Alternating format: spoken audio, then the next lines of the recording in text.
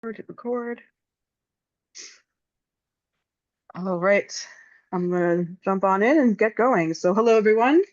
Welcome to Finding Your Best Market Fit, Strategies to Grow Your Farm Revenue.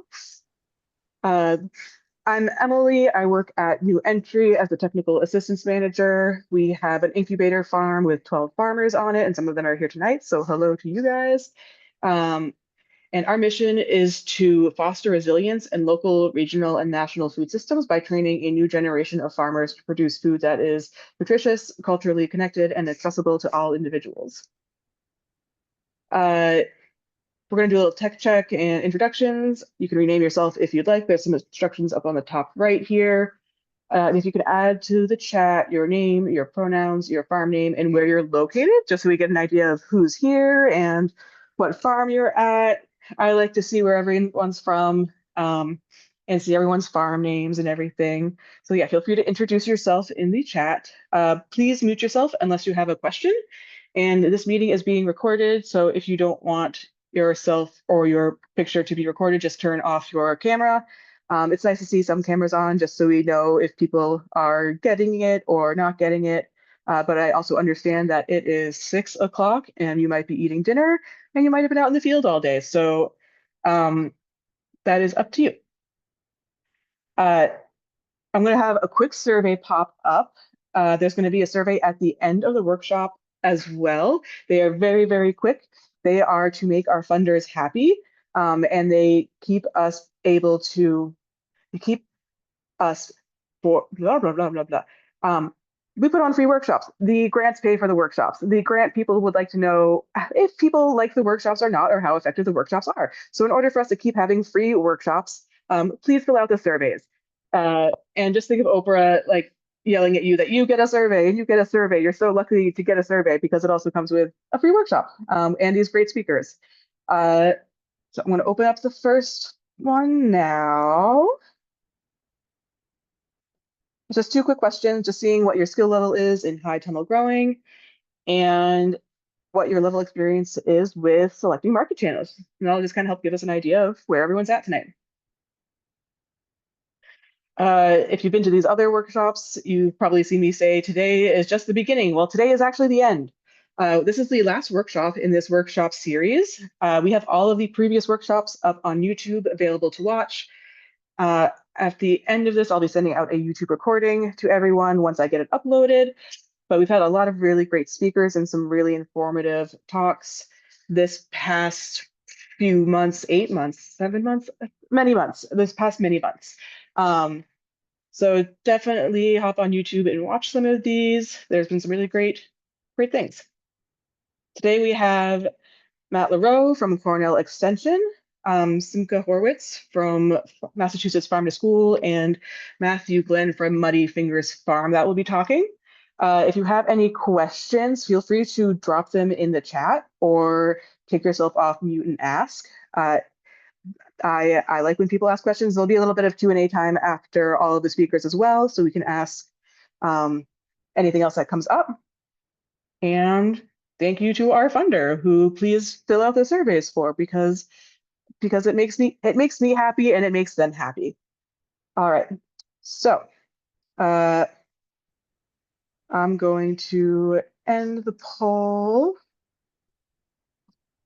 And just to give everyone an idea, we've got some people who have never used a high tunnel, some people who are pretty new, some intermediate, and nobody who's feeling advanced or expert level today. And for market channels, we've also got some beginner, intermediate, and an expert.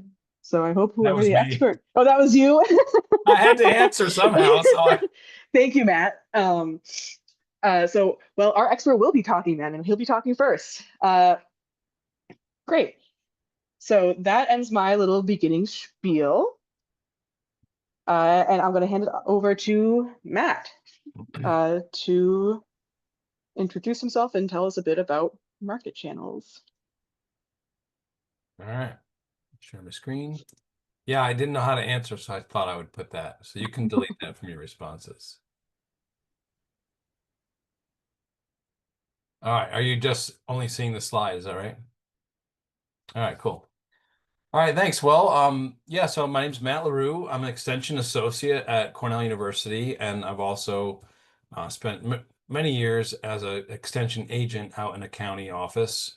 And I've done research on a lot of direct marketing topics. And while I'm going to talk about some older research, the principles and the takeaways still apply today. And I'm glad that we have Matthew here from Muddy Fingers Farm because his farm was a participant in this research back then. So I know he can talk a little bit about his own experience with it. But um, I'll tell you, about about my job, my career. What I think about, are the various aspects of small farm viability. So I'm always thinking about, sustainability, I guess mostly from the financial side, as well as the practices, but I don't teach soil science or plant science or animal science. So small farm viability and sustainability with respect to farms, still being there the next year and profiting so they can keep doing what they do. I think about direct to consumer marketing and the efficiency of the labor and the dollars that you spend on marketing. So a lot of my research is focused on that question. And one way to look at it, and then we do that with the market channel assessment, is to think about the dollars in sales generated for each hour that is spent on marketing, not on production work, but on marketing. And in my mind, marketing begins with harvest. That's when production work is over, and now you're into marketing work. And with the farms that I work with tend to be smaller scale. Like I said, mostly direct to consumer. And we're balancing this idea of profit maximization, which is what, I was taught in ag econ, with lifestyle, matching a lifestyle. Because if you're making lots of money, working really hard, but you're miserable, that's not sustainable either. So I like to think about finding some sweet spot, hopefully, where you're profitable, but you still enjoy your work. And so that's just a little bit about, I guess I'm going to use that to replace like what my literal background is and what I've been doing.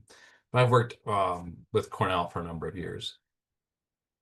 So when we talk about market channels, and this project really started with the idea that um, well, it was my old boss who recommended maybe some of these farms that have been around a long time ought to get out of these direct to consumer channels and start looking more at wholesale. Maybe we should be encouraging them to do more wholesale. And I was, early in my career, and I just thought, well, I don't know if that's sound advice. We need a way to compare how well channels perform for individual farms before we can tell them, hey, you should quit one and join another. But when we talk about channels, we're just talking about these places that you can sell your product. So in a wholesale channel, it's really, if you think about a wholesale channel is one where you're selling your product to someone who's not the eater or the end user, they're going to sell your product once again. So brands, regional brands, distributors, grocery stores, retail stores, restaurants, those food service, institutions. Your real customer is that your interface with is the buyer, and then they're going to go and use your product and sell it again. Versus direct channels or direct to consumer channels is where you're selling the product right into the hands of the eater or the end user. So farmers markets and CSAs, roadside farm stands and farm stores, you-pick operations, and direct to consumer sales online. And when we think about all these channels, and especially I made this slide up thinking about, you go to a conference, a farming conference, and they bring in someone who's just really killing it on CSA, right? So there's a great success story presented at the conference. And, I don't farm at all, but I've sat there and thought, oh man, when I get back, I'm going to do something like this. So you see these presenters who are really having success in any one channel, and you feel like drawn to that channel. So opportunity is always knocking in various channels. And I'm giggling because I'm remembering the one that I saw. She had a wool CSA speaking at a conference, a wool CSA. And it just sounded really great. And I didn't have sheep, but I was like, man, how can I start a wool CSA? Because I'm excited. All right, so this is sort of me or you maybe if you're at this conference and you hear this tale of someone's success, and I'm not suggesting that their success isn't real, but this guy says to the other farmer, Joe, if you bring your vegetables to the farmer's market, the prices are so high that you can sell $500 worth per hour, right? So you hear about this exciting opportunity. And he says, that's great. I'm gonna go sell there. And he takes off and he leaves. But he doesn't get the rest of the perspective on that channel. So then you find out it costs $300 a day in fees to sell in this channel, right? So we're hearing $500. What do we hear? We're hearing $500 an hour in sales. Okay. But now we find out there's a fee to sell that's $300 a day. And the market is only 1 hour, right? So you're going to make 500 bucks, but it's going to cost you 300 to do it. And if it rains, nobody shows up. Customers stay away. And it takes 12 hours of work to prepare, to harvest, to wash, pack, drive, set up, and sell for this hour. All right, so what you're really hearing in those comments, and hope that was a funny cartoon for you. And what we identified in this research is that there's really these 6 interacting factors that impact the performance of a market channel. And if you think about your vegetable and your livestock breeds, they've all been selected to perform with certain characteristics, but there's a whole blend of characteristics, and you're really looking for strength in multiple characteristics, not just selecting on a single trait, right? Well, market channels are kind of the same way. So what we hear in this guy's comments are the prices that we can receive in that channel and only what they imply about profit. People often hear price and equate it with profit, but profit is not a given. We're just talking about the prices that we can receive, what they imply about the profitability, the associated costs of selling in that channel, and every channel brings with it associated costs. If you're wholesaling, you're going to buy, nice produce boxes, and you're going to lose them into the supply chain, right? So that's a fee associated with wholesale. Farmers market vendor fees are the fees associated with farmers markets and so on. Then there's the volume of product, and particularly when we did this research, we were focused in on produce growers where the product, is only ripe and ready to sell for a short window of time. So volume becomes a really important decision-making factor. It's not like meat that can stay frozen in the freezer. So you're looking at the sales volume in a given amount of time, perhaps a week. And then the labor requirements. So we're talking about post-production labor, harvest, wash, pack, sales. Look at the labor requirements for the channel. Look at the risks. Every channel has risks. Farmers market, we can talk about the competitors, about price, about bad weather. When it comes to wholesale, we can talk about, buyers backing out. I've talked to plenty of produce growers who have brought a truckload of product only to have it refused at the loading docks. That's called buyer back out, and other situations. Each channel presents some kind of a risk. On a U-pick farm, maybe that risk is bringing people onto your farm. And then finally, as I mentioned, there's this idea of lifestyle preference. So does this channel fit you? Do you like FaceTime with customers? I know I have farmer friends who leave a 6-hour farmer's market and say, I'm just so pumped up with talking to all my customers for 6 hours. I leave there energized, right? And I know farmers that literally have told me I have to go home after a farmer's market and sleep in a dark room for 4 hours to recharge, right? So it's just a matter of personal preference. So we have all of these factors. These are really 6 factors here: price and profit, associated cost, sales volume, labor requirement, risk, and lifestyle preferences. We're going to try to use those to evaluate market opportunities or market channels. The only thing I'll say is from this point on, I'm not going to talk about associated costs because in our research, they were difficult to measure in a reliable way. So while we recognize that's an important evaluation factor, I'm going to drop it from the analysis now. So now I'll introduce the research. And yeah, I was doing this back in 2008, 2009, 2010. And the way I'm going to share how the research worked is give you a glimpse at Muddy Fingers Farm. Again, Matthew's here with us today. The status of the farm back in 2009, they were in diversified vegetable and fruit production. They were doing 4 farmers markets a week. They had a 50-member CSA, and they were doing wholesale sales to 2 local restaurants. They didn't have any hired labor.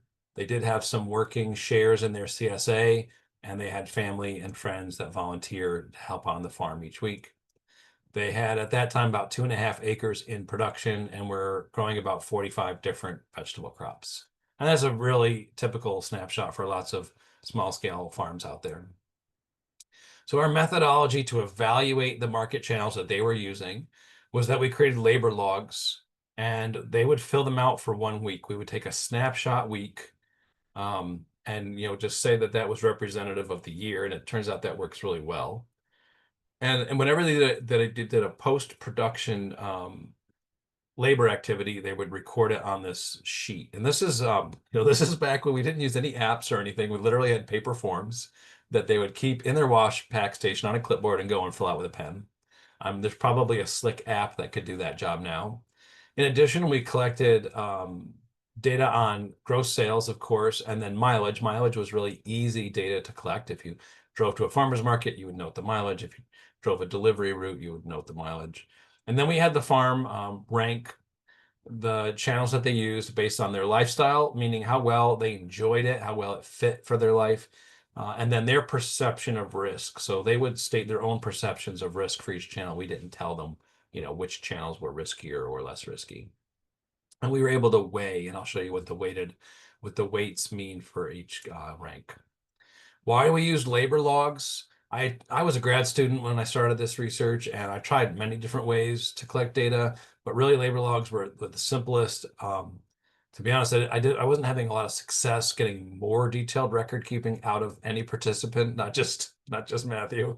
So I went to labor logs because hours are the same across all farms. Some people sell strawberries by the pound and some sell them by the pint, but an hour is an hour on every single farm.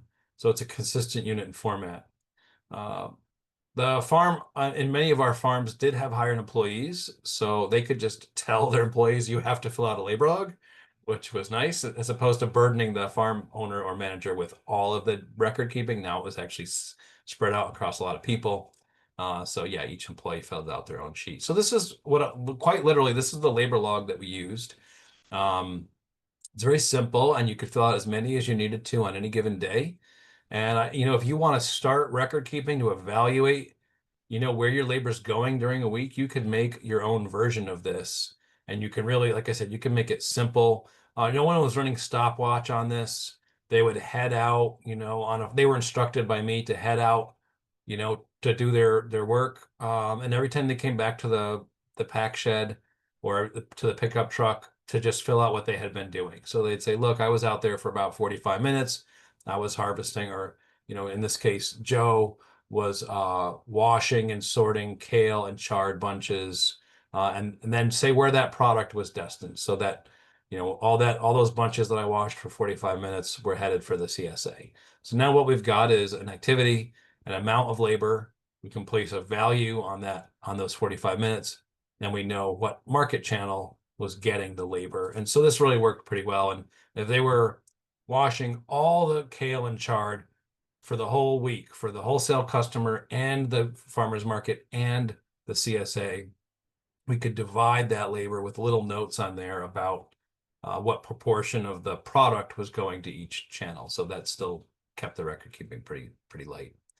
Then what I would do when I received these forms is break all the labor out into 4 basic steps of marketing. So we're going to include harvesting, because you do harvest certain crops differently depending on the market channel. Beets is a good example. Harvesting beets for the farmer's market, they were looking for really consistently sized beets.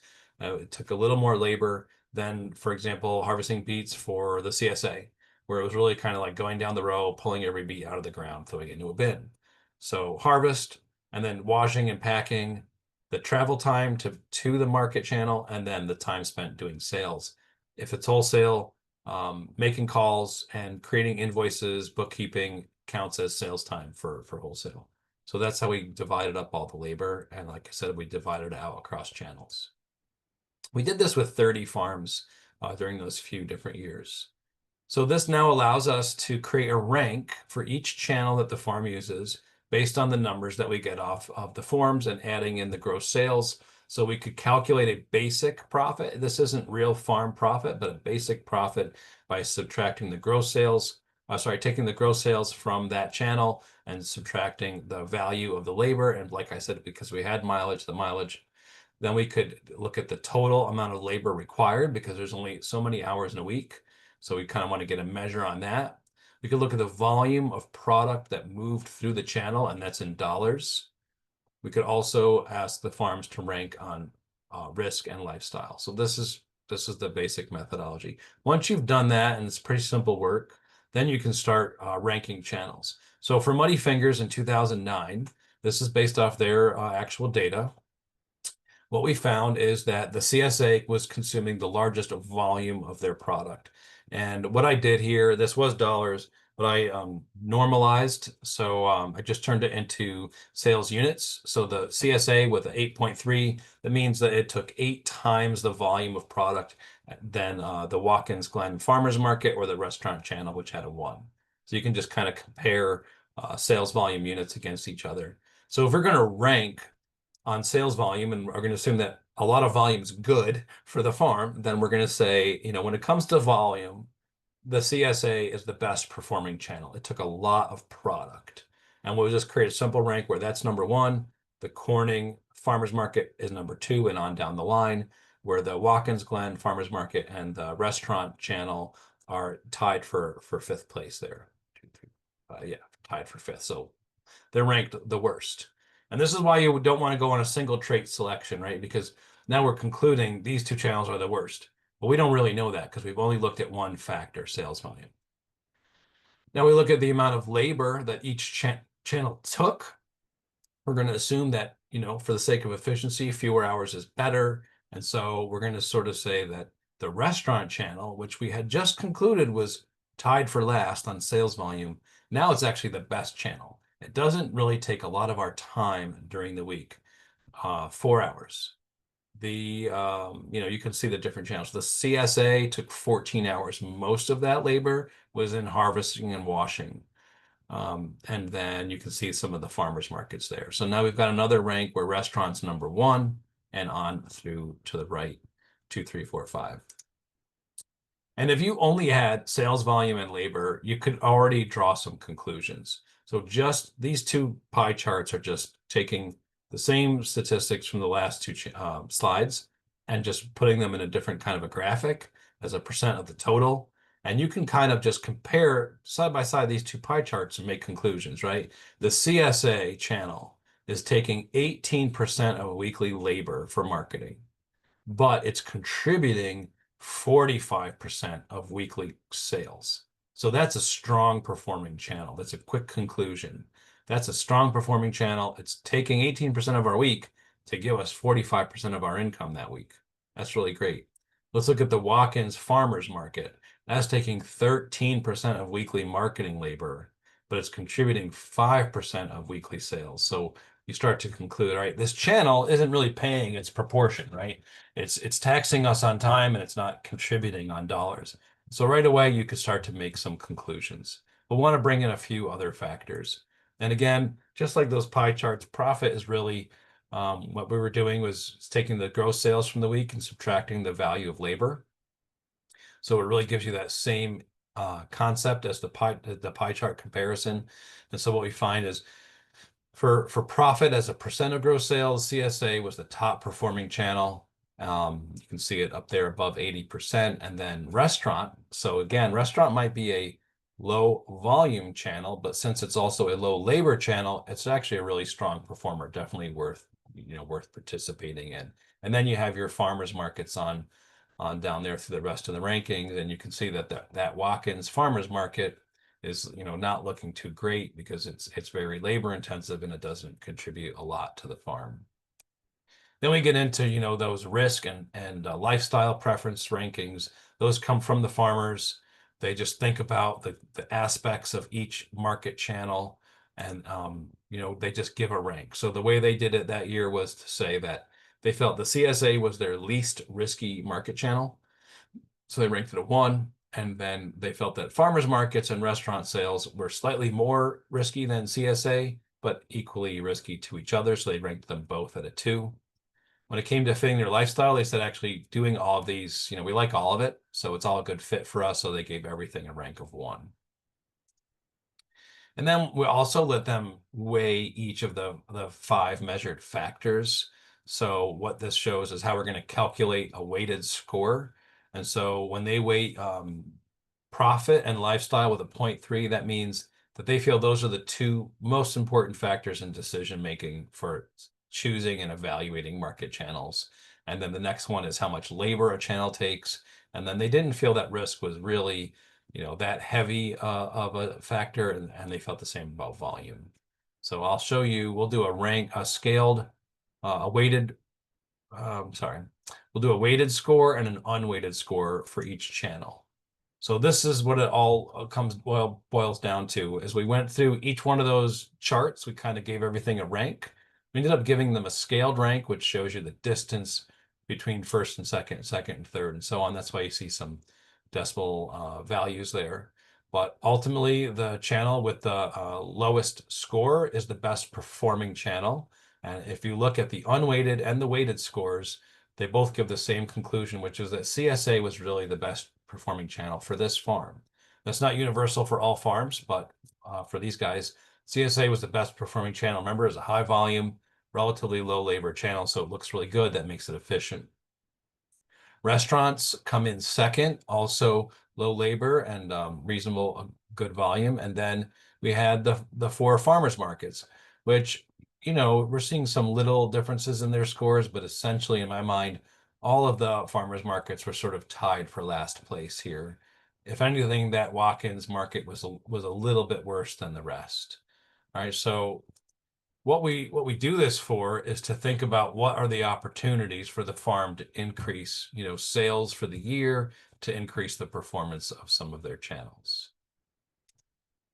So they had been considering a marketing change at that time.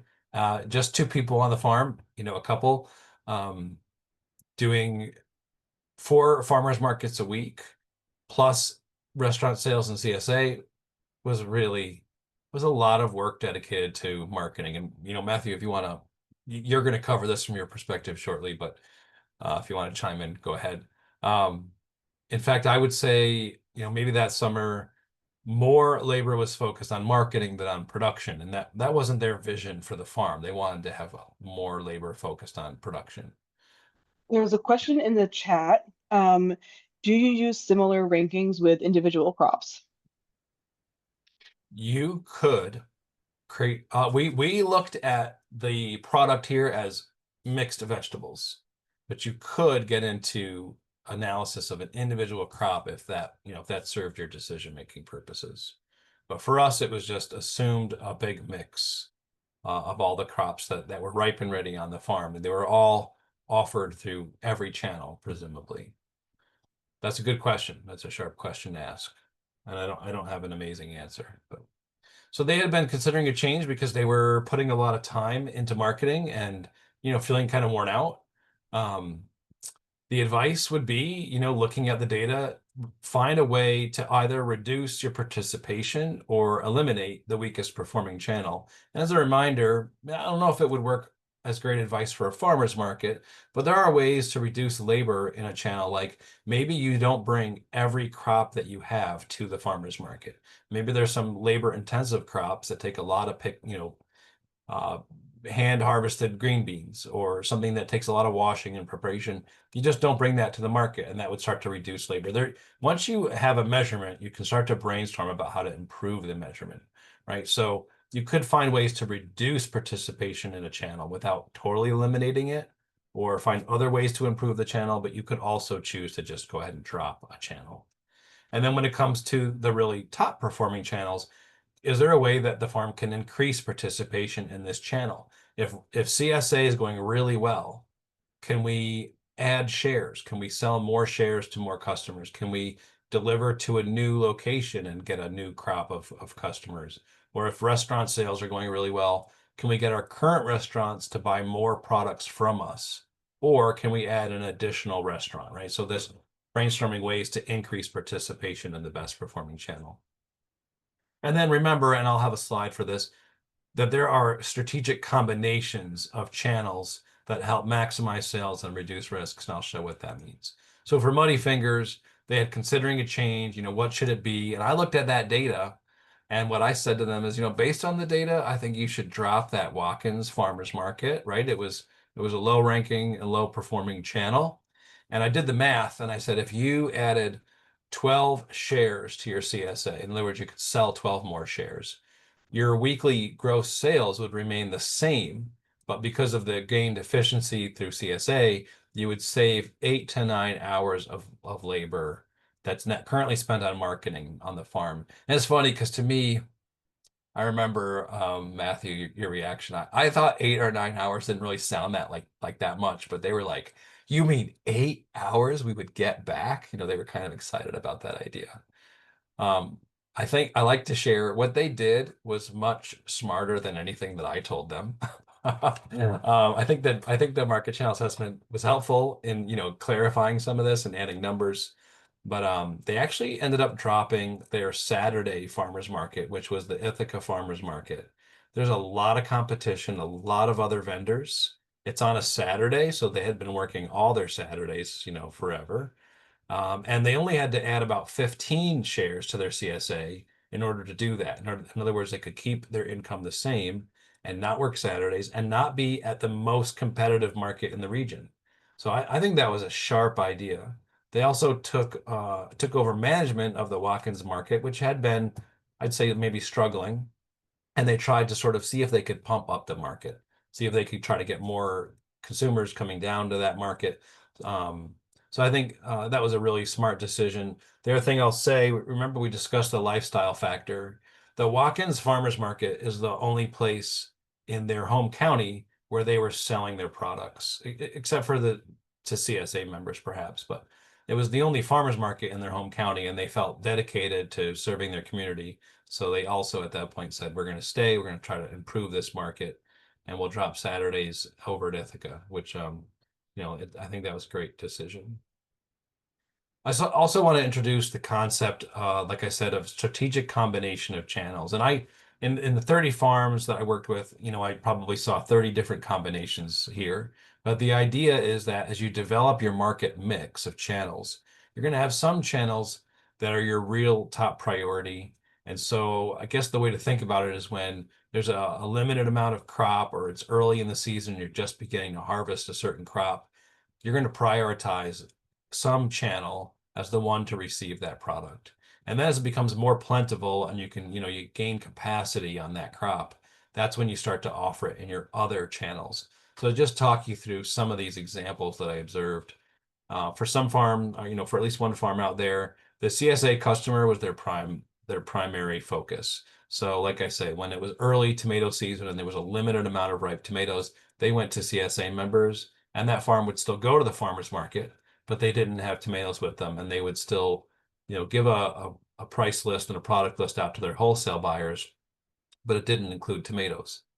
There was a farm that I thought was really interesting. They had UPIC as their priority channel.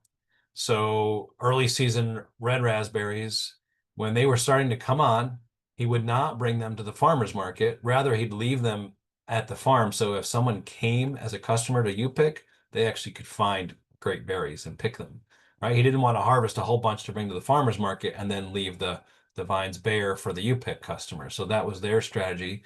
And you could think of how the other strategies might work. Some farms will prioritize wholesaling and then sort of bring the extra stuff, the stuff that doesn't get ordered, to their farm stands or their farmers markets. And any of these channels is a good idea. Or any of these combinations, it just depends on how you're operating and what your mix of channels looks like. But this idea that you can have sort of first and second priority channels, you might call them steady and variable, volume channels. Matt, we've got about 5 more minutes for you, and then I'll have a little bit of time for a Q&A for people. And if you have any questions, feel free to ask while Matt's going through as well. Perfect. And I may have been talking a little bit fast because I only have 2 slides left. But just to give you some summary, these numbers are old now, but you can get some idea of the proportions between how different channels performed. So when we looked at farmers markets, they were across all these different farms that were selling it. We had 23 farms that sold at farmers markets. And among them, they were selling at 58 different farmers markets. but the farm, so that average of $31.63 in gross sales per hour of marketing labor comes out of a data set of 58 different farmers markets and 23 different farms. When you compare that 3163 against CSA, you can see that CSA's got a really impressive number. So for each hour they were spending on the CSA channel with marketing labor, they were generating $56.77 in sales. That's from the 16 different farms that participated in the research that were using the CSA channel. And then all wholesale, we had to combine grocery and restaurant into one wholesale channel. What we found is, yeah, for the 13 farms that were doing wholesale, they were generating about $50.88. Let's call it $51 dollars in sales for each hour of labor dedicated to that channel. So CSA and wholesale being high volume, relatively low labor channels really perform well. Farmers markets didn't look great by comparison, but let me add, farmers markets offer a lot of value that's not measured here. So I used to speak on this research extensively back in that era. And I remember someone at a conference walked up to me and they read my conference name badge and they said, "Oh, Matt LaRue, oh, I know who you are. You're the guy that hates farmers markets because of statistics like this." Well, that's totally inaccurate. I love farmers markets. In fact, all my new research is dedicated to farmers markets, but farmers markets offer value that's not captured here. For example, they're a great place to find and recruit new customers who you then later direct to your better channels, right? Where do your CSA members first meet you? They might be meeting you, trying out your product at the farmers market. Same with chefs, right? They might discover you at the farmers market, find out they love your stuff, and then start placing wholesale orders. So that's just one example. Farmers markets are more like easy entry for beginning farms to get out there. That's relatively there may be a risk of lost sales with a thunderstorm or something, but it's a relatively low risk channel to get into, um, for start. And then it's also a great place to get customer feedback. So, I think about I worked for a vegetable farm at the farmers market once, and I had these like old ladies coming up to me and saying, "I don't like eggplants that get this big," right? Well, that's valuable feedback. So, you get a lot of customer feedback about preferences, even trends in the market. And so, yeah, I just wanted to, say that farmers markets offer great value. They may be performing poorly compared to these two channels, but that's an opportunity to work on ways to increase the performance of that channel and still utilize it. So, in summary, when it comes to evaluating your opportunities, it's important to identify your goals and your lifestyle preferences, so that that marketing effort becomes sustainable because you still enjoy doing it. I remember in that research talking to a farm that was doing wholesale to a distributor, and he said, my perception is it's my most profitable channel, but I find it really stressful. The distributor calls the shots, and I'm always angry. So I'm dropping. He said, I'm going to drop it because it's not sustainable, even though it pencils out on paper. Keep keep the records that make sense for you, even if you only do it for a snapshot period. I think when we think about record keeping, we think about doing it for the entire year, but you can do snapshot record keeping or small kinds of record keeping to help inform decision making. And you can come up with your own method. We used a labor log, but you can come up with your own. When you're making decisions, be sure to place a value on your time. Not that you literally have to write yourself paychecks for that labor, but your time is worth something. And so when we did the math, we asked the farms to assign a value to their labor, and we calculated it that way. Then you can just rank and compare your opportunities and hopefully maximize profit by moving more of your effort into successful channels or finding ways to improve poor performing channels. And then finally, you remember that you can combine channels in order to maximize sales and reduce risks. So I'll just end with sharing my email. If any of you is welcome to email me if you have questions that occur to you later, or you want to talk about market channels or farmers markets, you can email me. Thank you, Matt. I always love when you talk about lifestyle preferences because in my past life, was a flower farmer, and I would not go to a farmer's market unless like I was guaranteed to make like over $1,000. And also I would still very rarely want to go to them. So I am very introverted. I find talking to people exhausting all day, and I don't like picking a product that might not sell. So I was like, farmers markets, not for me. CSA though, loved CSA. So we have a few minutes for questions for Matt. I haven't seen any questions popping up in the chat, but if anyone wants to come off mute, you are more than welcome to do so. Or if you want to pop a question in the chat, I'm also happy to ask. And then we'll have Matthew come up in a minute.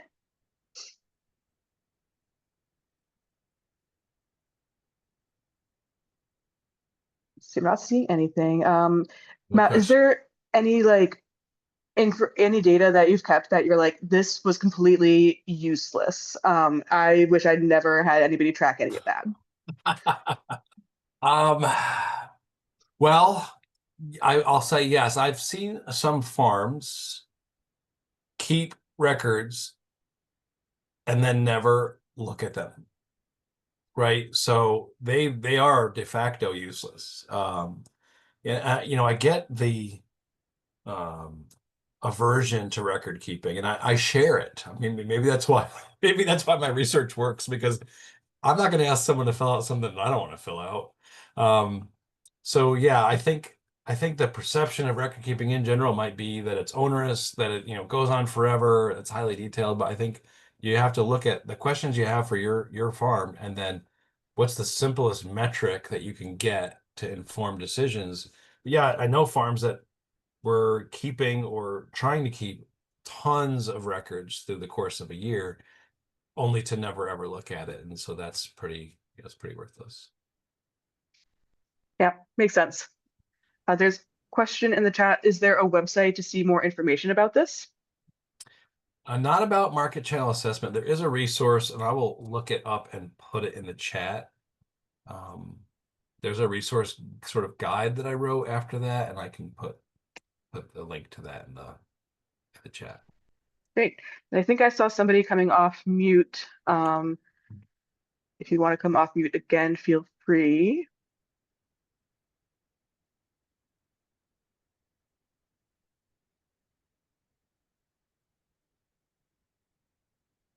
All right, maybe not.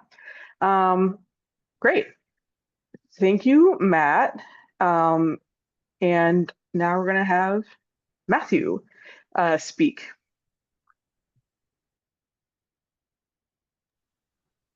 Hey there. Let me go ahead and get my Oh, there is another question. okay. This one is, did you compare raising grass-fed lamb and beef along with growing vegetables, Matt? So yes and no. After I did that research, which was all with vegetable farms, I received a grant to try to do the same with meat. Um, and what we concluded is that uh, the the need for channel assessment isn't really there when it comes to meat products because they're not perishable. I think that the perishability of produce is what puts the emphasis on channel evaluation.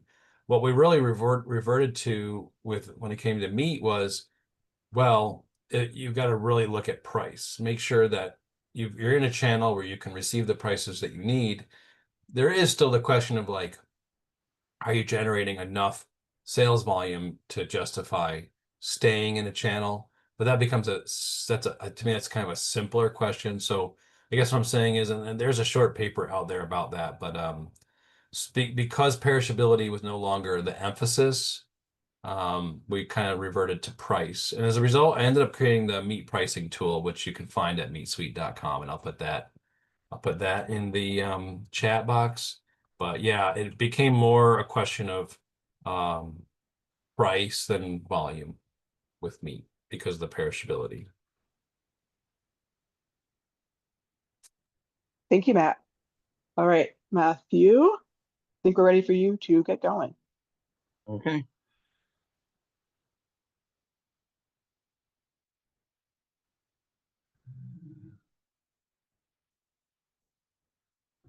So yeah, I was talking about comparing the different market channels. So I thought I would talk a bit about what we have done on our farm to compare different crops relatively and how they take up our time here on the farm. So that's a little outline there of our satellite view of our little farm here in Hector, New York. And we have a very small farm, about, as Matt said, 2.5, maybe 3 acres in production. And there's another view there. We do not have employees, and our tillable acreage is pretty limited. So therefore, every minute and every square foot are valuable on our farm. And like Matt's data, this data here is a little dated, but from around the same time period. But I think it's still very helpful, or still very useful for our farm anyway. And yeah, we've noticed that no matter what size the successful farmers are, they know what makes the money and how to spend time on doing those things. So there's just, like I said, it's from a little bit dated, but there's some numbers on the record keeping that I'm going to talk about, and you can see how the record keepings records that I'm going to talk about, how they improved our profitability over the span of a few years. So around that time, like 2009 or so, we were thinking, what can we do to make more efficient the time that we're spending on the farm doing the farm work? And one thing is, in the summertime, our time is very limited, and like I said, our farm space is very limited. So we wanted to know how to maximize our work based on those two limiting factors. So we really wanted to know how many dollars we make for each minute of work on the many different crops that we grow.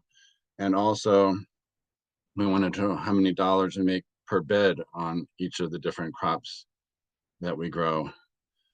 And after learning from different farms about how they do it, and we were kind of inspired by Richard Wiswall's book, The Organic Farmers Business Handbook, that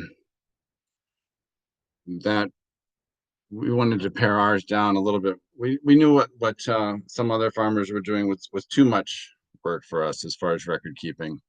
Doing the whole enterprise budget thing was beyond our scope, and so we sat down and figured out, what could we do that we're actually going to do in the heat of the summertime?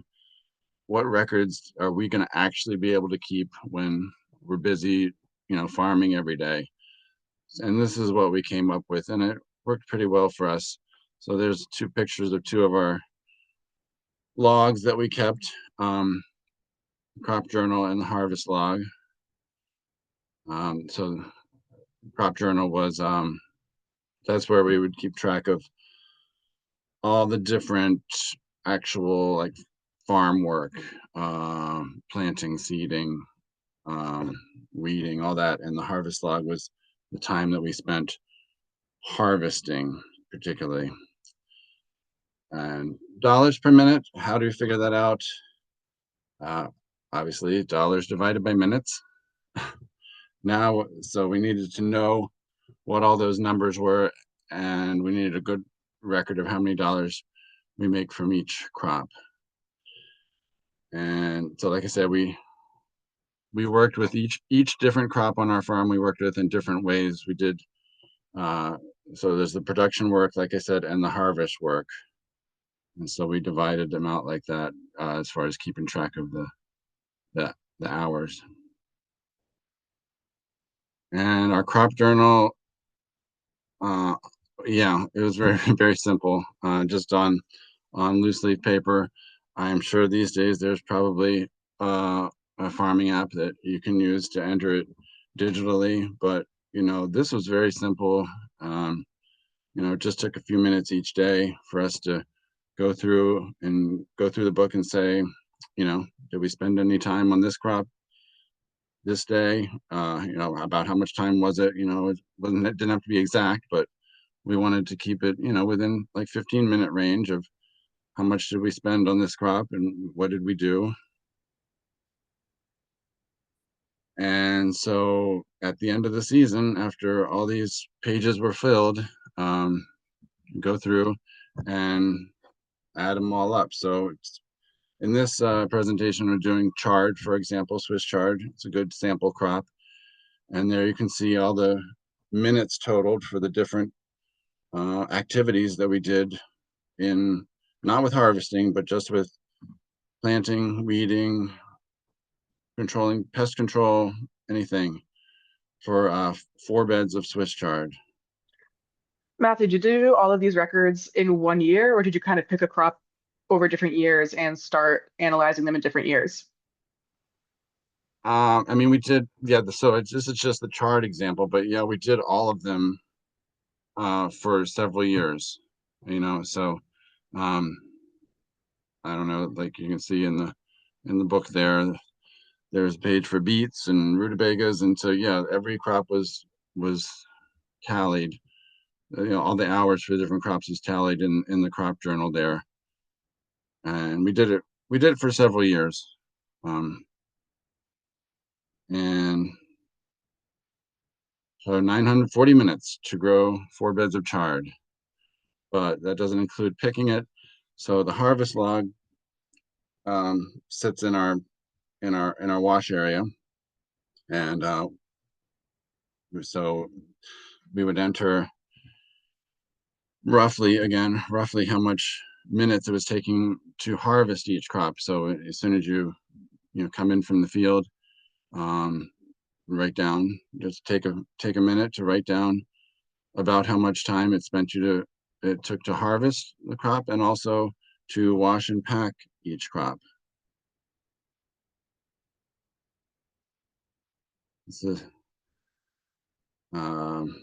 so yeah, just kept there right next to our wash area. This is our old wash station with some nice heads of lettuce. I know you said you had some like CSA work share people, I think, right?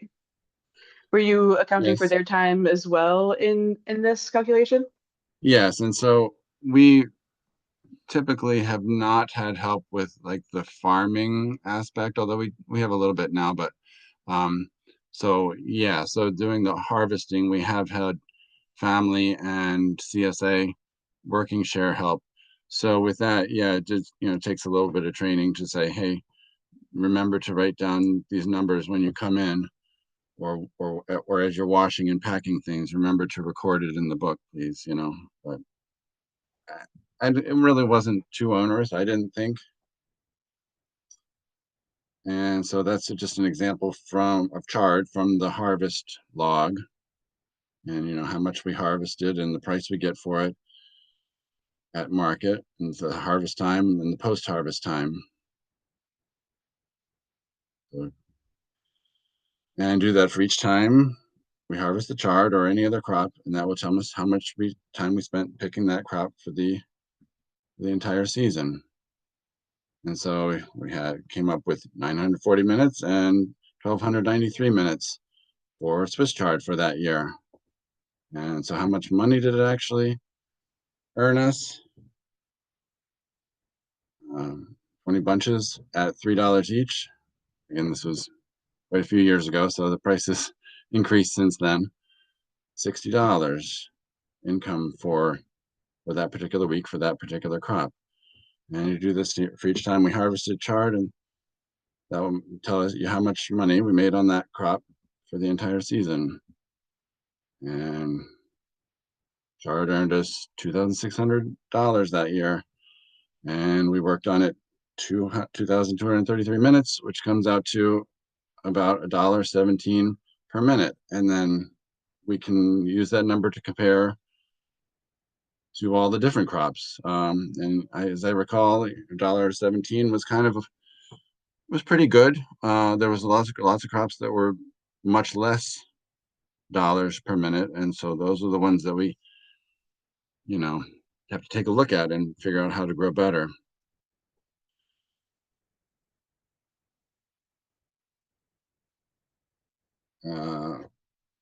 So this is a different way of looking at the data. This is not based on our labor, but based on space, and it's another valuable way to look at your crops. So $650 per bed, pretty good.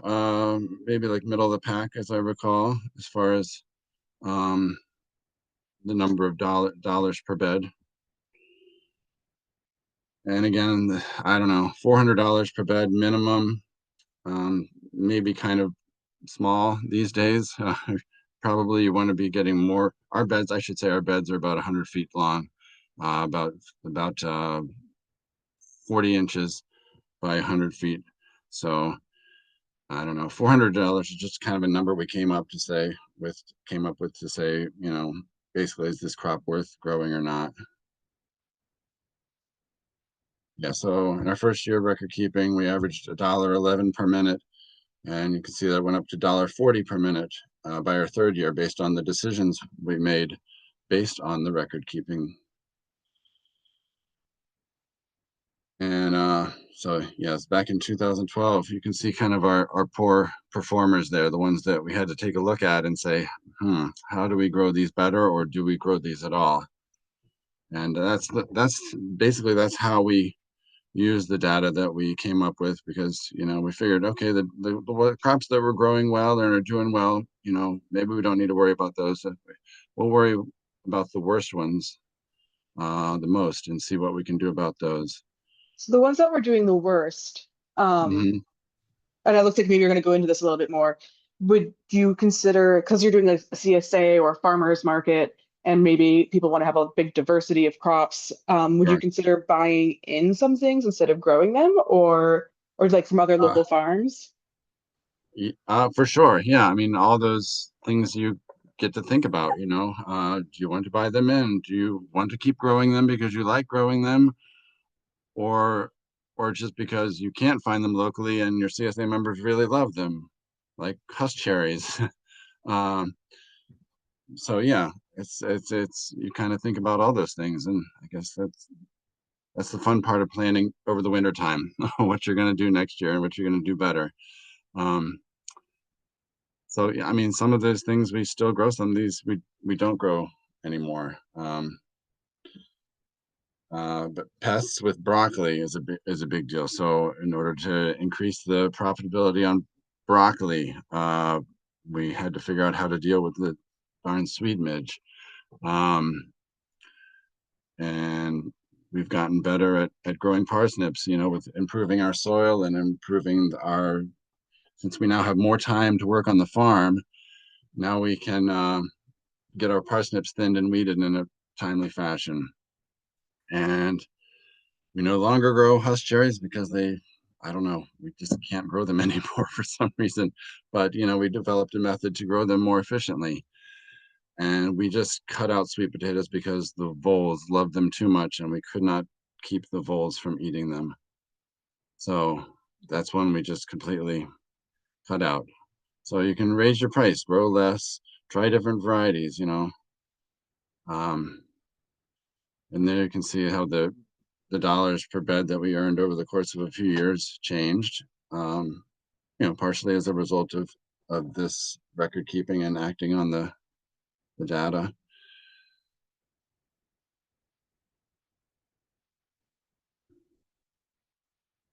Uh, and one thing that's really important to point out, like I said, we weren't interested in doing a whole enterprise budget, which is like you're allocating how much potting mix you're using on a certain crop, on each crop, I should say, or yeah, just all the different aspects of growing a certain crop. So we just picked the ones that the aspects that were most important to us.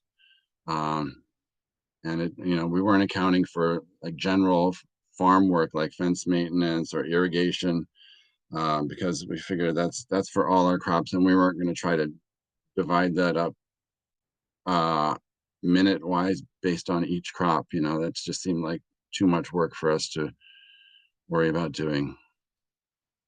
And so we use the numbers to help us make more money in our time-limited summer hours on our land-limited little farm. Hmm.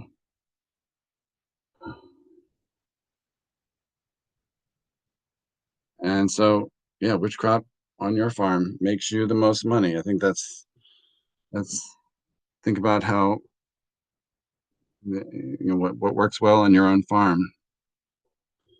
Yeah, so because what grows well on one farm is not necessarily going to grow well on all farms, even in a certain area. Knows what's profitable for us may not be profitable for you.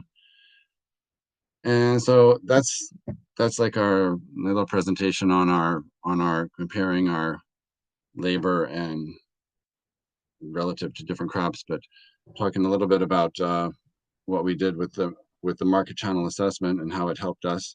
There's a several-year-old photo from our Corning farmers market, our best farmers market, I would say, and the one that we've been going to the longest now.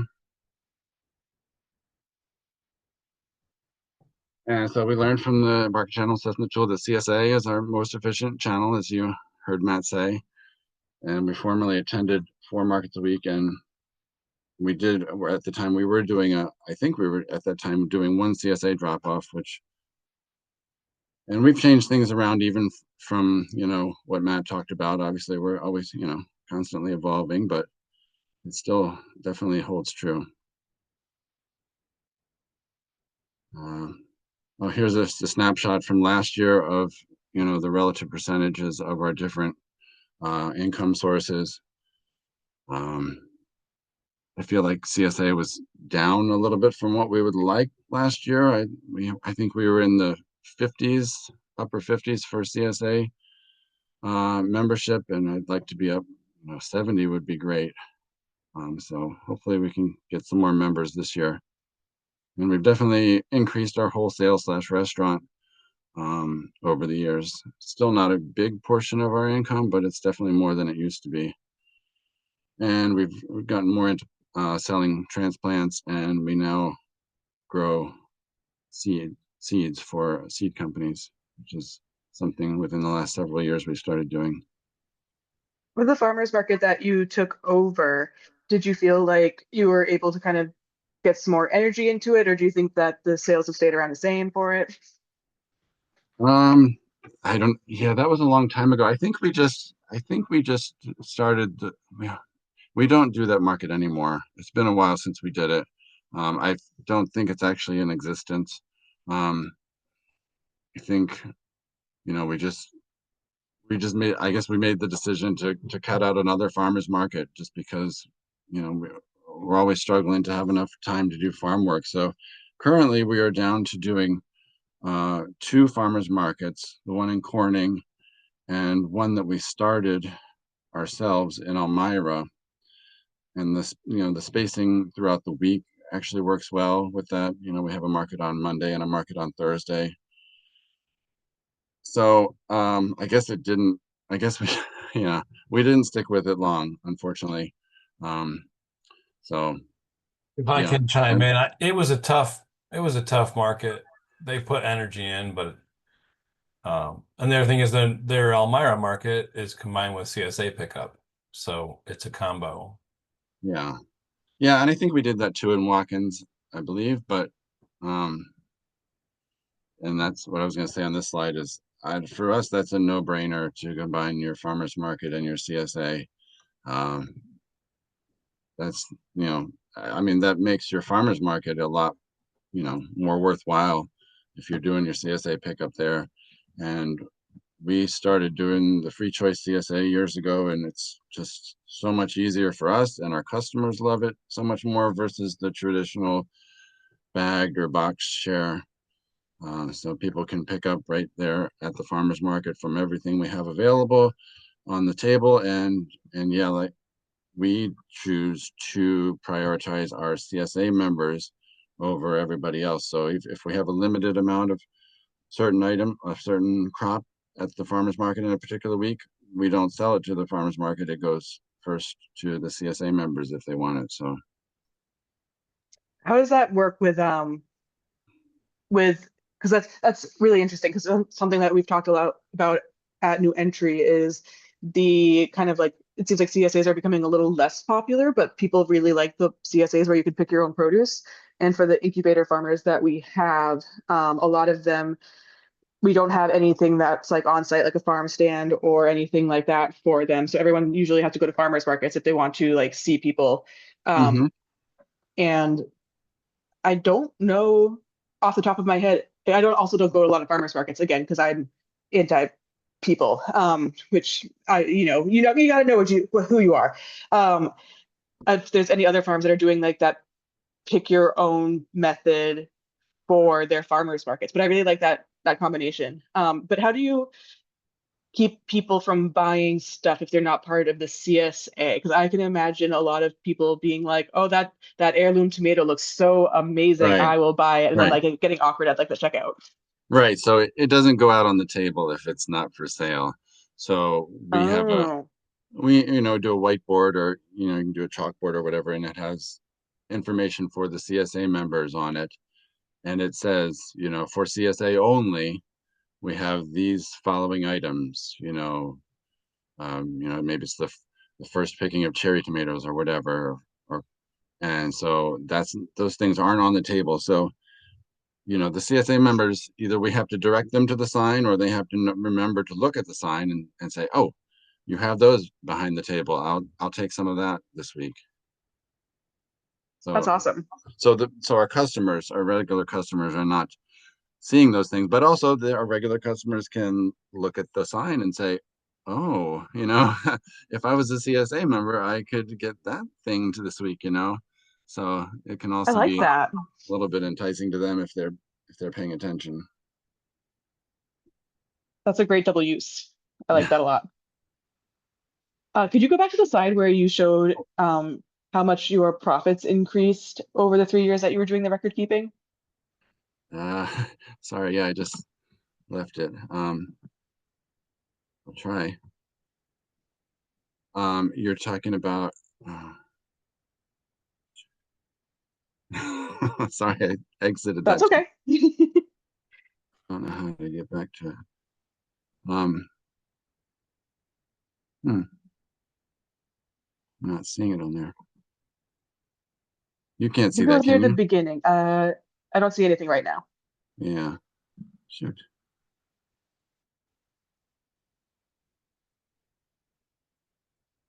I was just really impressed with like the increase in your Yeah. sales For by doing this the record keeping. gosh, I don't know why it's not coming up. Um, you mean for the like dollars per minute? I think it was the overall sales increase, where I think it started at like Oh, maybe 50,000 a year and ended up at maybe Like 60,000 a year. 80 something, yeah. Yeah, yeah. oh yeah, yeah, yeah. Yeah, yeah. I mean that's not. I think that's about what it was, but I don't know how.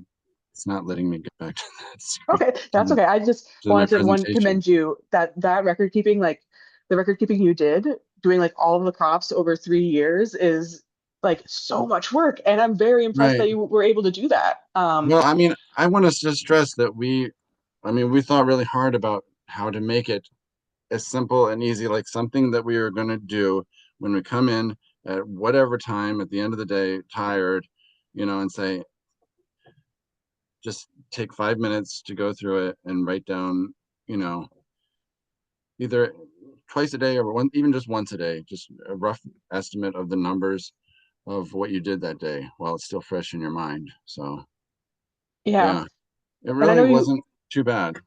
Yeah, I know Matt and Matthew keep saying there's probably an app for that now, but also I feel Mhm. like a lot of farmers that I work with still just use pen and paper, and that's like great because who wants to get your phone out like in the field and get it covered in dirt? I mean, I do it all the time, but maybe it's not the best idea. But pen and paper, it's like physical, it's there, it lives wherever you're doing the work, and even New Entry does some of their own vegetable production, and our farm manager does pen and paper, and then in the winter just inputs it into an Excel sheet, and that's like the system that works really well for her. Mhm. Um, if anyone has any questions for Matthew, you can come off of mute or you can um, type it into the chat.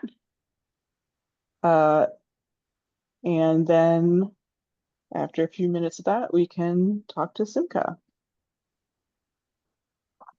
Matthew, do you have any like, um, how do you feel like your markets and your work has evolved since this study was done? Like, I know you said you did all this research like a while ago on your own farm. Is it something you would do again, or do you feel like now that you've kind of done the work, you have a pretty good idea of like how everything works and it hasn't changed too much, like buying a new tractor implemented and change things too much or anything like that? Right. Yeah, I know we haven't done it in a number of years, but it would it would be really easy to just go back and do it again. And if we wanted to look at certain things, um, yeah. So I think it would be, I think it would be easy, but yeah, we haven't done it in a while. So does that answer your question? Sorry. Yeah. I was also wondering what your top crops are. Like, what are your best money makers? And I know that it's going to be different for everyone, but Yeah. sometimes it's just nice to hear what works well for some people. Yeah, definitely cherry tomatoes are up there. I can't remember what exactly the order is, but cherry tomatoes, um, kale is up there, sorry to say.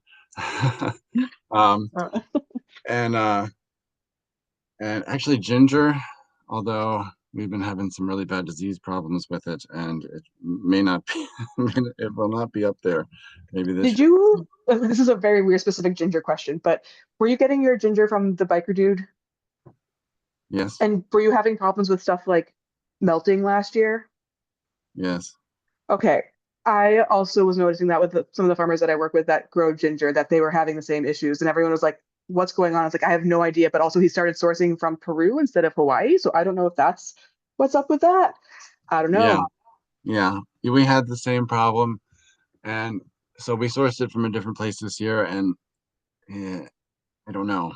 It's not Oh looking good though. no. Not Yeah. looking good so far. When we went to transplant them a few days ago, it's not looking good. So maybe it's not all their fault. I don't know.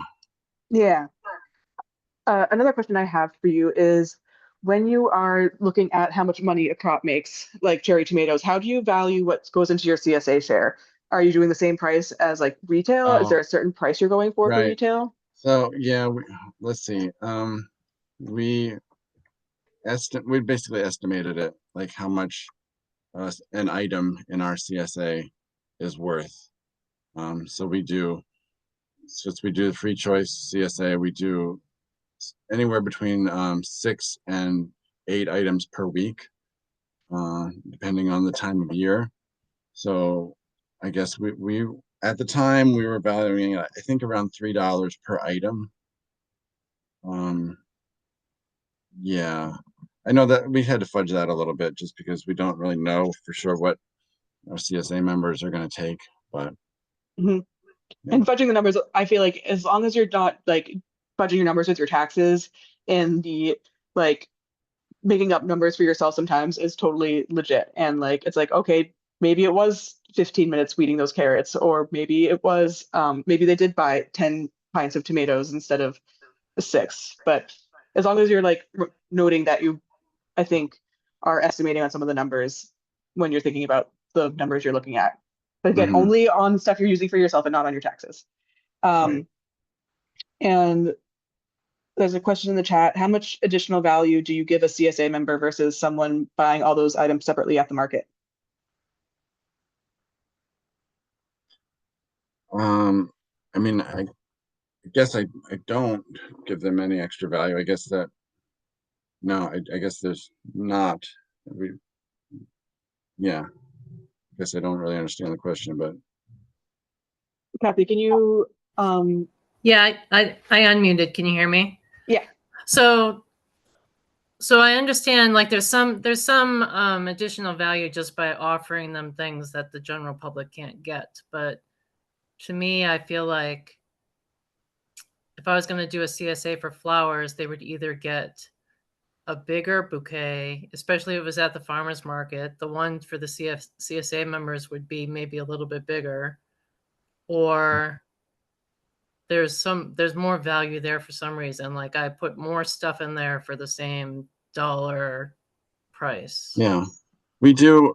On certain things at some certain times of the year, we do offer, like this item is take whatever you want. So it's not like you're taking just one box or just 1 pound. You know, if we have like a lot of tomatoes, we can say, you know, take as many tomatoes as you want. So there's definitely a better value for them there with those Yep. items.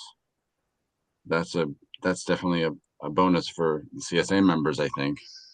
Yeah. Can we And have then people take like a maybe, whole like box of cherry tomatoes, like a big box?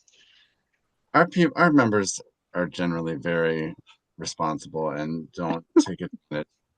But you know, if I have enough and I don't have another market for them, you know, if you're going to eat them, I don't like to encourage, you know, people say, well, oh, we put them in the freezer or we canned them. I'm like, okay, yeah, okay. But it's really designed to be what you're going to eat this week.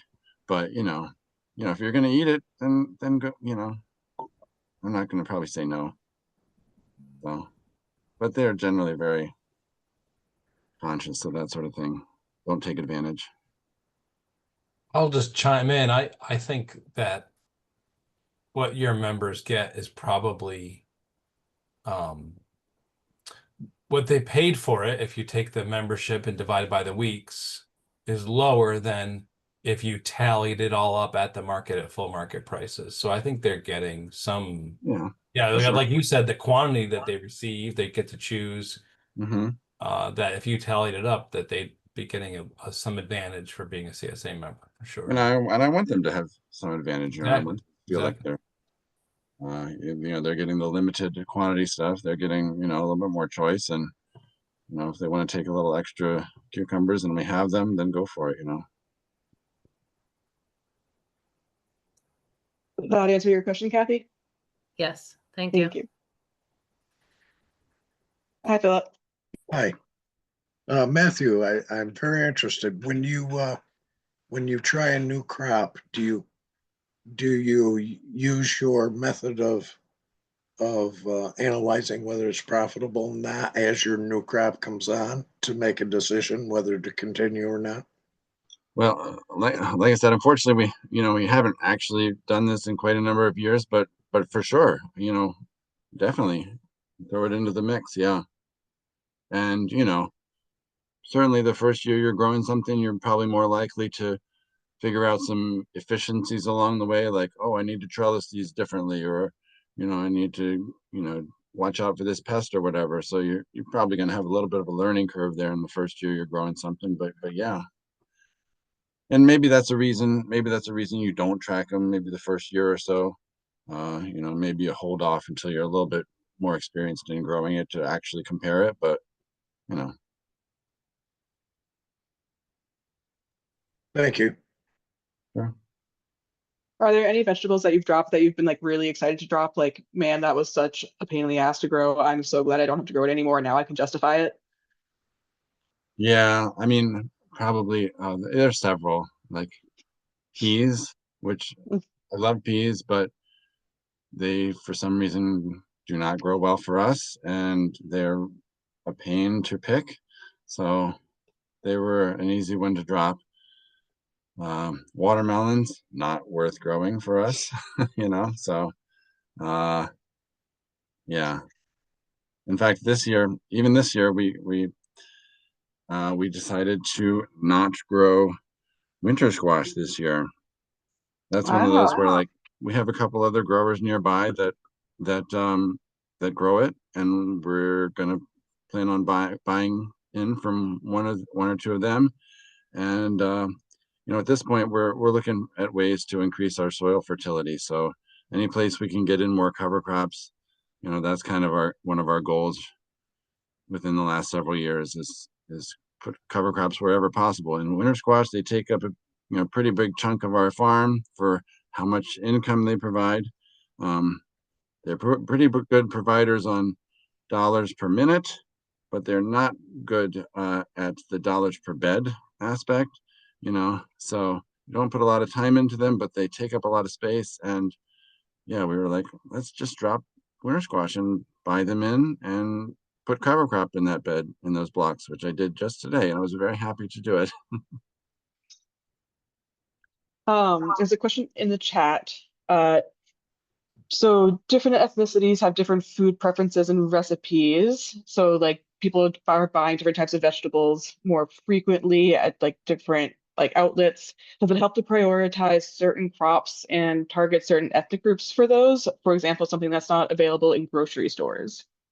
I mean, I guess I would say we have not gotten into that too much. I mean, we do grow a wide diversity of things like so we've either grown it or at least tried to grow it somewhere along the line,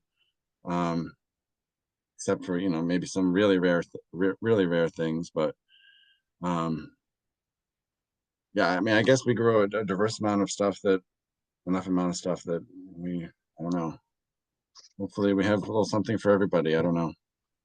Yeah, I work with some immigrant farmers, and they are selling at farmers markets that are like in their communities. There's one Cambodian farmer who's like really big with the local Cambodians in her area. There's based out of like the Lowell area, and they have like one of the largest Cambodian populations, I think, in the US. So she does really great doing that, and she just like is working all the time and doing this great stuff. And for some of the other farmers, they aren't targeting grocery stores. Or like ethnic grocery stores. They tend to target like their local communities. So there's some who are growing this giant African corn. And the first time I saw it, I was like, that corn is huge. It was so tall. And it's definitely not something you can find in the grocery store here, but they would bring it to their church. They were bringing sweet potato leaves to their churches. I have seen them with giant bags of leaves, and like sometimes we do trainings like how do you sell stuff to Americans? And the thing is that we hate eating greens. So nobody at our grocery stores at like Market Basket is going to go buy a giant bag of greens, but they can bring it to their friends and their community and get some good money for doing those. And I've always been very impressed by that. So I hope that helps answer some of your question. But I think it's time for us to move on to Simca. Hi, Simca. Hi, sorry, just taking myself off mute. Yeah. Hi everyone. Thanks so much for the opportunity to be here today. So we've had a lot of discussion about broadly thinking about different market channels, and now we're going to have an opportunity to really dig into one in particular. So I'm Simca. I work with Massachusetts Farm to School, and we are a statewide organization working to help get more local food into school meals and support food education for students. So founded about 20 years ago, really as a way to help farmers access new markets for their crops while simultaneously improving the quality of school meals. So I'm really curious if anyone here has, if you want to like put your answer in the chat or raise your hand or anything, if anyone here has ever sold to a school before. I'm guessing not. But we'll go into it a little bit. And if anyone has like personal experience with this, I really would welcome you chiming in. So let me just share my screen. And some of the people here who are on the incubator farm, they might not necessarily have experience selling to schools, but they sell to the new entry food hub who does sell to schools. Yes, excellent. Yes. Yeah. And Greg in the chat says that he sells to a school. Wonderful. What kind of school is that? I can no longer see the chat. So if when he puts an answer in, I'll let you know. Or if Greg, if you want to come off of mute and let us know what kind of school you're selling to, you can. Yeah, I unmuted. So we actually sell to like a child development center that my kids used to go to. And they serve like breakfast and lunch. So we sell like some greens and some leafy and some other vegetables to them on a monthly basis. Awesome. That's great. Yeah. Yeah, so I'm mostly going to be talking about K through 12 schools, but it's also really applicable for early education programs. I think that's you raised a really good opportunity there as well. So yeah, we'll dig into sort of how you evaluate if this is a sales channel that might be a good fit for you. And so my background was in farming. That is actually a picture of me at the farm I used to work at outside of Boston. We were a CSA and farmers market model. And so when I shifted out of that work and into working with farmers on accessing schools, it was really, for me, a lot about learning about different kinds of wholesale markets because schools are a wholesale sale. And so today we're going to talk a little bit about just sort of what school meals look like, because there's often a lot of misconceptions about what gets served in schools. Then talk a little bit about how schools make purchasing decisions, what questions you might want to ask yourself in evaluating if a school sale is right for you, and then how to respond to a school that has expressed an interest in purchasing from a local farm, and then some technical assistant resources that are available. And we should have lots of time for Q&A. And I would say that a lot of the info I'm giving is Massachusetts specific, or like the resources are Massachusetts specific. But we are really fortunate to be part of a national network of farm to school organizations. There are people working on farm to school in every state in the country. And there's really similar support offered in a lot of different states if you're not here in Massachusetts. And by and large, the meal programs that we're talking about are federally regulated. So a lot of the sort of parameters for school meals are going to be the same regardless of what state you're in. So yeah, this is a little bit about Mass Farm to School. We do TA for farmers, for schools, communications, advocacy work, networking. And yeah, so understanding school food, really thinking about what is actually served. A lot of people have a idea of school meals from what they may have eaten as a kid. And there have been really significant changes just in the past 10 years. And school meals can look quite different from kind of the stereotype. So throughout, I'll be showing you some pictures of actual school meals served here in Massachusetts. But one of the sort of big things to know that's important for farmers to understand is what schools have to offer. So they have to offer a half cup of fruits or vegetables with each lunch. And then these other meal components. So there's actually like a pretty significant volume of produce being offered each day. Which is a great opportunity. And it's not just any produce, but actually they have to offer certain kinds of produce classified by color. So there's a certain amount of like dark green leafy stuff, a certain amount of what are called like red-orange veggies. So this is why like carrots and butternut squash can be a good fit. And then a whole lot of crops that sort of factor into this other category, which can sometimes be a hard sell for schools because it doesn't help them meet some of their nutrition requirements that they may have. So this was an example of a school lunch from out in Western Mass that not only used local produce, but was also using local beef sourced from a farm in town. And you can see there's lettuce, there's tomatoes, there's, I think, some carrot, there's melon, there's corn, there's like dry beans, there's like a whole number of things that theoretically could be locally sourced that are served part of this meal. So as I said, school meals are governed by federal nutrition programs, which include not just the school lunch program, but there's a school breakfast program. There is a summer food service program. So another common misperception is that like the school market is really like not aligned with the growing season, particularly here in the Northeast, and that school gets out right when the crops are really starting to come in, which is true, but also many school districts are offering summer meal programs, and there's definitely an opportunity to sell into those. Those can be run either by the school district, or sometimes there's a local sponsor that might be like the YMCA or Boys and Girls Club. So part of understanding the summer opportunity is really figuring out who's offering those meals in the summertime. Here in Massachusetts and in now 8 other states in the country, we have universal free school meals, which means that no one is paying for school meals. Any kid, regardless of income or background, eats for free. So we've seen really dramatic increases in participation. We have over 600,000 meals served, school lunches served every day here in Massachusetts. And as you said, really highly regulated in terms of the nutritional requirements, what they have to serve.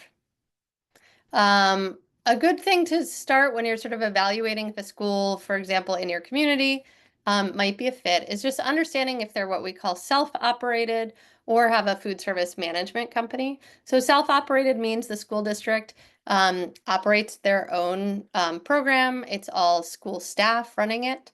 A food service management company means they've outsourced it to a company like Aramark or Sodexo. And these, the reason this is important is just really trying to understand where the decision-making power lives, and that sometimes with food service management companies, there can be a bit less flexibility. They tend to have more requirements around approved vendor status, insurance requirements, things like that. So we don't mean to suggest it's impossible to sell to those, but just if this is like a new sales channel for you, a self-operated district may have an easier entry point. So there's lots of different factors schools are considering when they're deciding what crops to choose. It's not just about price and quality, but whether how the products are distributed. So if a larger district has, 20 different schools in the district, they may or may not need delivery at all of those different locations. If they have sometimes they don't have any sort of vehicle to transport product between them. Some of it is just figuring out is this something they already buy? Like they're already buying heads of romaine lettuce, and now it would just be them switching it out for a local product versus what they're already buying. Or are you offering them something totally new that they're not yet serving at all? They're also evaluating how it fits in with those nutrition requirements. They're thinking about what kind of labor they need. So this picture highlights butternut squash. So feels like this could be a great fit for schools. It meets those red-orange veggie requirements, delicious, grows really well in this region. But for a lot of schools, they just do not have the labor to break down huge volumes of whole butternut squash. So, and if anyone has ever tried to process, I have done this working as a baker, if you try and process a ton of butternut squash, you end up with this crazy film on your hands. It becomes very difficult to do manually. So even if they had the labor, it's real challenging. So a lot of them are looking for a peeled product or something that's diced because that's going to meet their labor needs. And thinking about the marketing potential of it, is it a product that's really going to be help them sell more meals? So when they have something that has, if it's a salad dish and they've got local lettuce, that may be a real great selling point to help attract students to the meal. And but if it's just sort of something that might be buried in a larger dish, it might not have quite the same marketing appeal. That might be something they're using to help make decisions. They may be thinking about opportunities they have to do teaching of students about where their food is coming from and whether it's there's a chance to do that with the farm they could be working for. Some states, there used to be federal funding specifically for schools to purchase local food that was recently terminated. But a lot of states do have, I think 18 different states have state-funded local food incentives where schools may be getting money to buy local foods, and there may be some parameters around how they can spend that. And then they're also thinking about the procurement or purchasing regulations that guide how they make purchasing decisions, if they have to go out to bid or they can just buy directly from a farm, et cetera. And there's both state and federal regulations that govern that. So this is kind of a long list, but just I think often there's this feeling of like, why can't this be simple? I'm in the town that the school is in. Why can't the school just buy from me? And just trying to keep in mind all of the different factors a school might be thinking about when they're making their purchasing decisions. In terms of distribution, schools are buying directly from farms. They're buying through local food hubs that might be aggregating product from a number of growers. And then they're also buying from conventional distributors that might themselves be offering some local products. Typically, in terms of the federal regulations, and these are the laws in Massachusetts, if a school is buying under $10,000 over the course of a school year from one farm or vendor, they don't need to do like a quote process or go out to bid for it. They can just make that purchase. If they think they'd buy more than $10,000 over the course of the year, but less than 100,000, they have to put out a request for quotes. So I'll get into this a little bit more, but that's a document that specifies what they're looking for. They have to circulate that to at least 3 different farms or vendors. They don't have to receive 3 quotes in response, but they do have to send it to 3.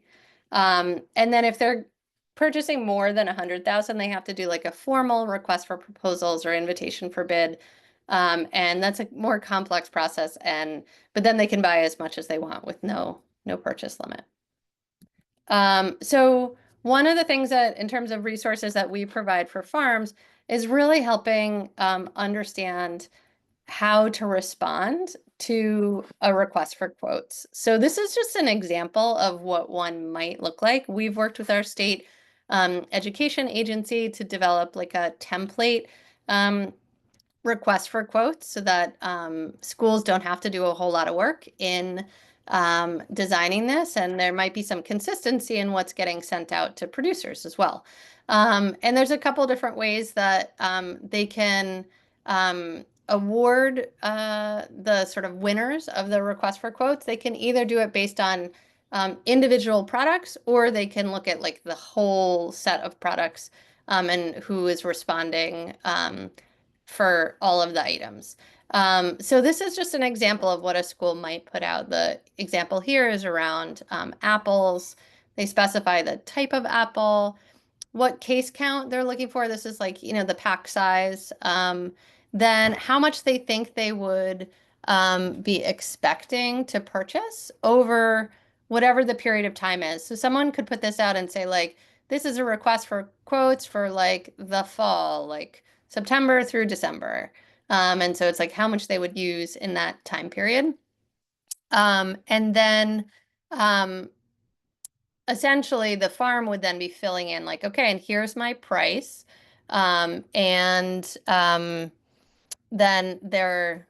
sorry, I'm not actually sure what the extended prices are sort of like the cost over the for the full amount that one would purchase over the term of the contract. And then indicating like that in this case, they maybe made a request for quotes that specified that the product had to be grown within 400 miles. So they would want the farm to indicate that that's accurate. So I think one of the most important things I would say about responding or really engaging with schools at all is really feeling confident in your pricing and making sure that whatever you're saying is the price that you can offer is inclusive of all of your costs, that you're thinking about what does the school need in terms of delivery? How does that fit in with my business? Is this price going to cover those costs for me? Because you don't want to list a price and then realize that it's actually something where you're losing money on that customer. So thinking about whether schools are a good fit for your business. I like to start with like what can be really good about a school sale. So schools are reliable wholesale accounts. If it rains, they are still going to be buying your product. It's not like a farmer's market where like you might have this real up and down weather dependent sales record. You can have reliability, you can have school year sales. So we've worked with a number of farms that the way that school sales factor in is like they're primarily doing farmers markets in the summer, And then schools are a really great outlet for them, you know, October, November, December, when those farmers markets have really kind of wound down, or they have storage crops that they're selling all winter. And it's a supplement to another aspect of their business. I think it's also really useful to think about how a school sale can fit into the rest of your business. So if you're a place that does any kind of like agritourism and have the capacity to host field trips from a school, that might be a really good fit for you because you can both do a field trip and the school students then get to see your food in the cafeteria. It can be a good marketing opportunity if, like, for example, a CSA is a big part of your business and you feel confident that the school is going to do really good promotion of your farm in the cafeteria. You've maybe all seen the sorts of like menus that get sent home with kids about the month's lunch menu if it's got your name all over it because your product is being served in the school and all the families are seeing that and you're a CSA farm in town, that could be really good marketing. And I think it's just helpful to know like the payment cycle. So school districts are often large bureaucracies. They are not paying super quickly. So when you're thinking about like what your cash flow needs are, to just keep in mind that schools often use like purchase orders, or they may take 30, 60, 90 days to actually pay you. They're very reliable in terms of actually paying you. They're not going to go out of business like a restaurant might, but it could take them a while to pay you. So I think important questions for you to think about, like if you're already wholesaling, that's like you're already part of the way there. It's really, because again, it is a wholesale opportunity. Thinking about whether you have the capacity to make any sort of deliveries, like how that sort of regular but maybe slow payment fits in with your cash flow. You want to really understand minimum sales requirements. So when you are talking with a school, you don't want to be dropping off like 2 pounds of cucumbers every week. That's probably not going to be worth it. But like, what is the minimum amount that makes a school sale worthwhile for you? And again, that question of like the marketing opportunity, will the school sale relationship help drive customers to other sales channels you may be engaging in? So yeah, just thinking, these are like when you're starting a conversation with a school or another kind of institutional customer, really thinking about like minimum orders, when you can make deliveries. So school kitchens often open super early and then all the staff are gone by like 1 or 2 o'clock. So if your plan was like, this is great, I'll make this delivery at the end of the day, at 4 o'clock after we do all this field work, that's probably not going to work for a school because there may literally be nobody in the cafeteria to accept the delivery.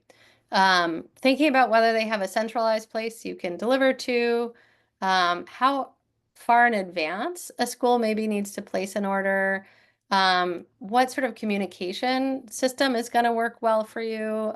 Do you have like a weekly availability list that you can just subscribe a school customer to, that they're going to be able to see what you have and having a way to order? So figuring all those things out before really approaching a school customer.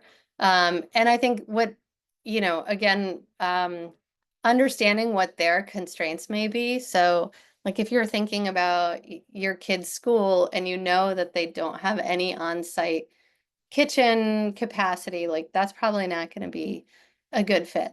Or if they have limited kitchen processing, they may be a great fit for pre-washed greens that they can just put on a salad bar, or cherry tomatoes or something like that, but they're not going to be a good fit for selling whole butternut squash.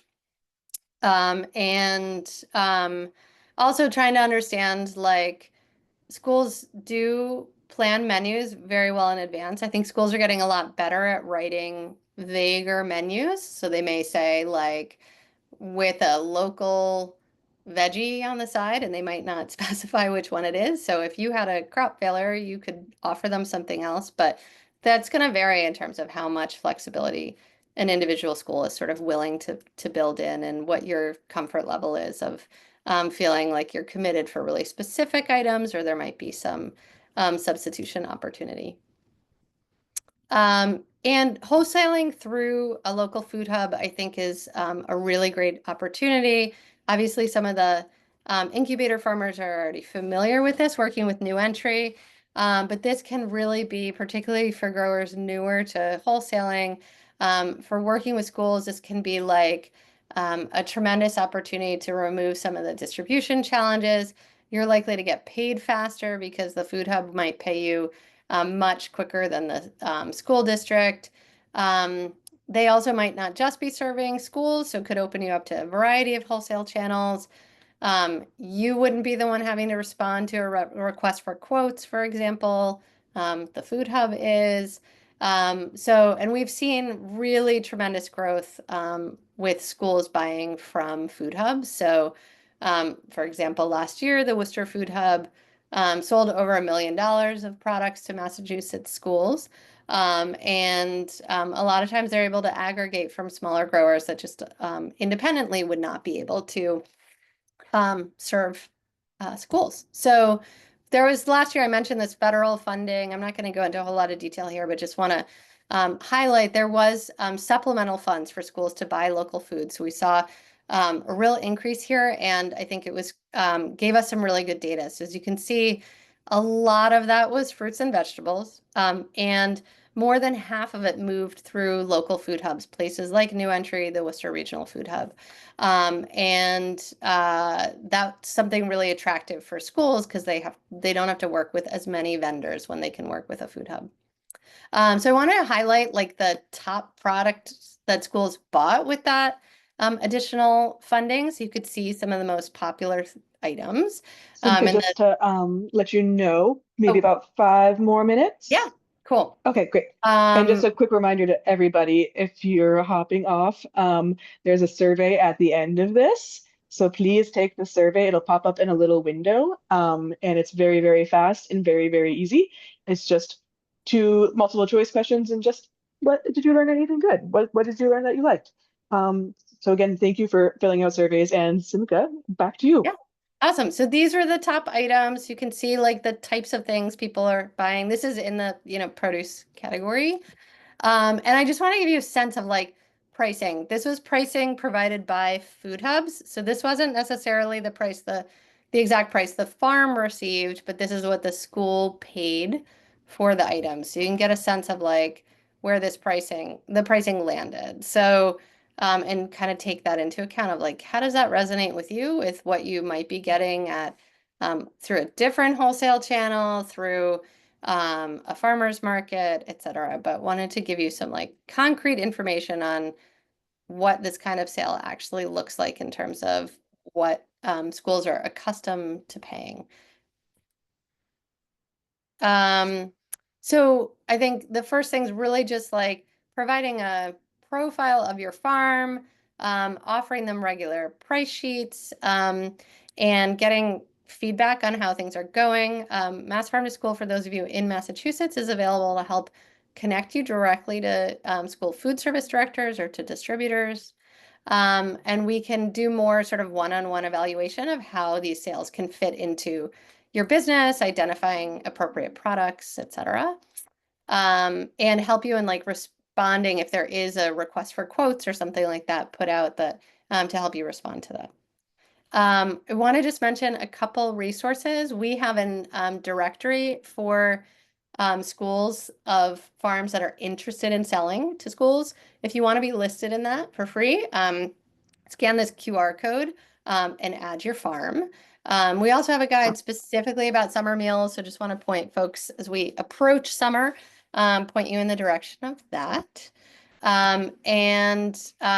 We do also, I mentioned we do advocacy work. Just want to say if folks are interested in getting involved in this at all, we love to have farmers engage. We are currently working on a campaign to secure state funding for schools to buy local food. So you can learn more about that again either at the website, mafoodformakids.org, or through the QR code.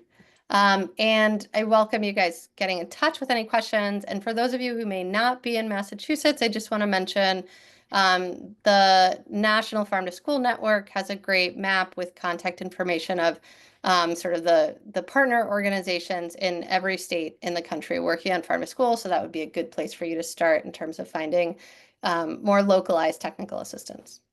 But I will stop there and welcome any questions anybody has. All right, so if anyone has any questions, feel free to come off of mute or type them in the chat.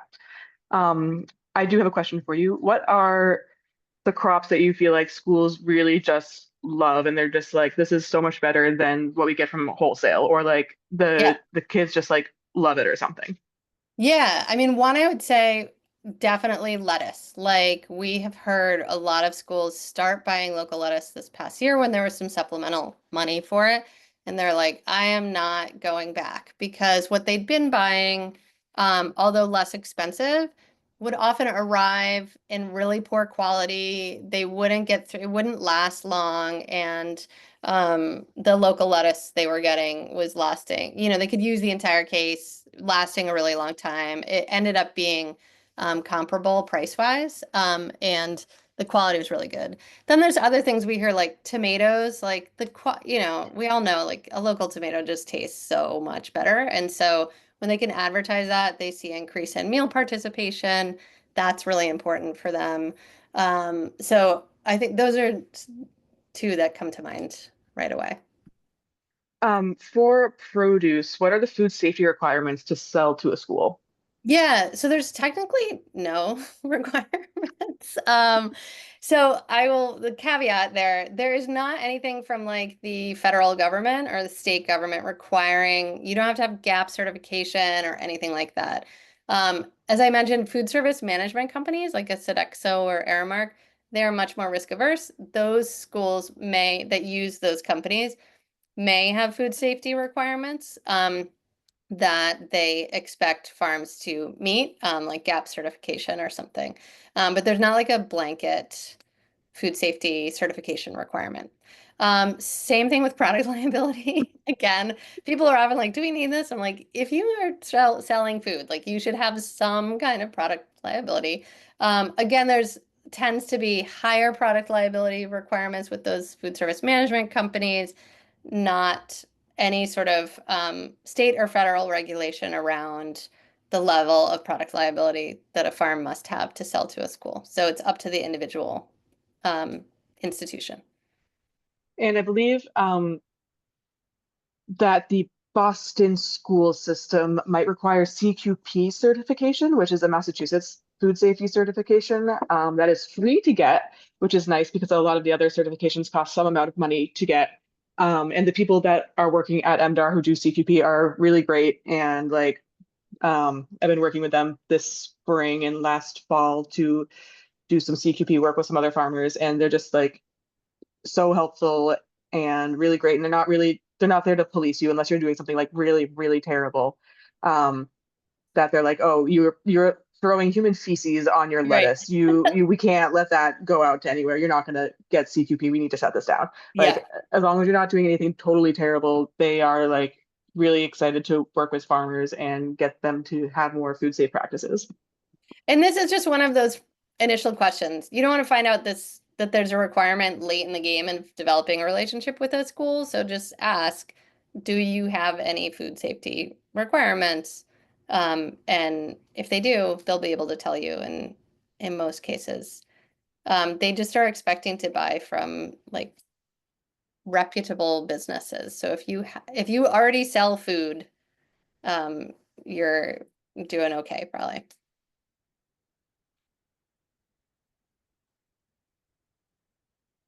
All right, I'm not seeing any questions in the chat. What are some of the things that you've learned while doing this work, Simca? Is there like any best practices for a farm or anything that you're like, don't do that, or like Yeah. don't try to sell them husk cherries because kids don't know what they are, something like that? Yeah, I mean, there's so many different ways that schools are using local products, and sometimes it is for educational purposes or for a taste test. And in that case, like a husk cherry is perfect, you know? So I think it really depends.